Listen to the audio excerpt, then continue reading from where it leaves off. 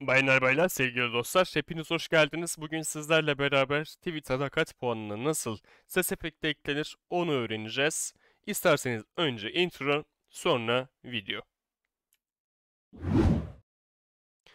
Evet arkadaşlar, sağ aşağı kısmından öncelikle sadakat puanı eklememiz lazım. Sağ aşağı kısmından kanal sadakat puanları yerine geleceğiz. 3 tane noktaya tıklayacağız. Ödülleri yönetin kısmına giriyoruz. Girdikten sonra ödül ve görevlerinizi yönetin kısmına tıklayacağız. Burada özel ödül oluştur kısmına gireceğiz. Buraya bir özel ödüle ad verin diyor. Buna bir ad verelim. Mesela ben daha önceden hazırlamıştım.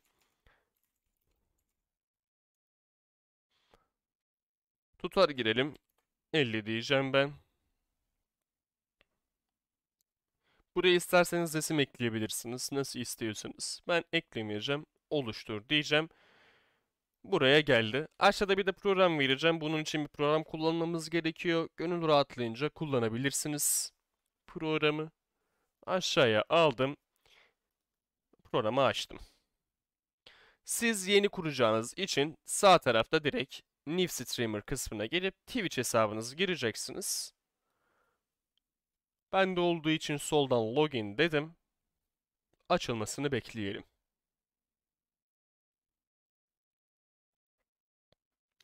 Bu arada yayın açtığınızda bu program arka tarafta açık olması lazım ki ses efektleri düzgün bir şekilde çalışsın. Eğer açmazsanız maalesef ki çalışmıyor.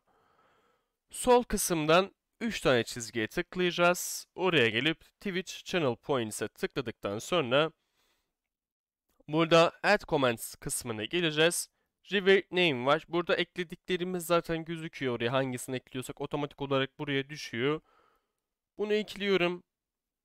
Aksiyon kısmından aşağı doğru inip son kısmına tıklayacağım. Artıya tıklayacağım. Browse kısmına tıkladıktan sonra buradan hangi sesi istiyor isek onu seçeceğiz. Ben bunu seçeceğim. Bakalım çalıyor mu? Selamünaleyküm. Sıkıntısız bir şekilde çalışıyor. Buradan Save butonuna tıkladıktan sonra bir bakalım düzgün çalışıyor mu? Selamünaleyküm. Gördüğünüz gibi düzgün bir şekilde çalışıyor. Benlik bu kadar. Kendinize iyi bakın. Hoşça kalın. Bay bay.